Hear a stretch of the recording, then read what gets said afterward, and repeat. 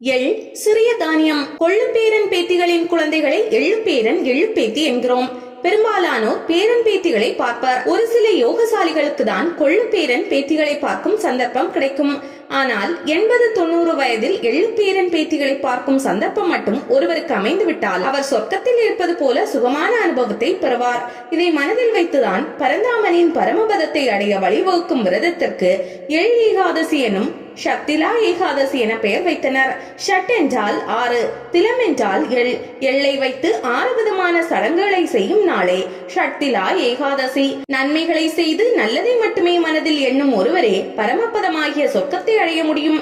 இப்படி எல்லா நன்மையும் செய்து தன் செல்வத்தை ஏழைகளுக்கு தானம் செய்தாள் ஒரு பெண். ஆனால் அன்னதானம் மட்டும் செய்யவில்லை.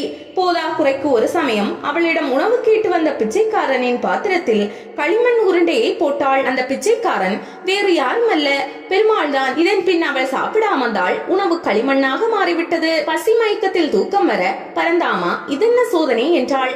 அப்போது கனவில் தோன்றிய பெருமாள், அம்மா நீ எல்லா தானமும் செய்தாய், ஆனால் அன்னதானம் செய்யாமல் உன் வீட்டுக்கு பிச்சைக்காரன் வடிவில் வந்த என்னை அவமதித்தாய். அதனால் இந்த துன்பம் நேர்ந்தது. இது நீங்க தினமும் அன்னதானம் செய், அத்துடன் ஷட்திலா ஏகாதசி விரதமும் அனுஷ்டிக்க வேண்டும் என்றார். அதன்படியே செய்து சொர்க்கத்தை அடைந்தாள் அந்த பெண். மாசி மாதம் தேய்பிறை ஏகாதசியே ஷட்திலா ஏகாதசி. கால சுழற்சியில் இவ்வாண்டு தை மாதமே வருகிறது. இந்நாளில் சிறிது எள்ளை தண்ணீரில் கலந்தும் எள்ளை அரைத்து கிடைக்கும் பசையை உடலில் தடவி காலையில் குளிக்க வேண்டும். வெள்ளை துணியில் எள்ளை முடிந்து நெருப்பு குண்டத்தில் போட வேண்டும் அல்லது எள்ளெண்ணெய் தீபம் ஏற்ற வேண்டும். ஏழைகளுக்கு எள் சேர்த்து சமைத்த உணவு அல்லது தனி எள் தானம் செய்ய வேண்டும்.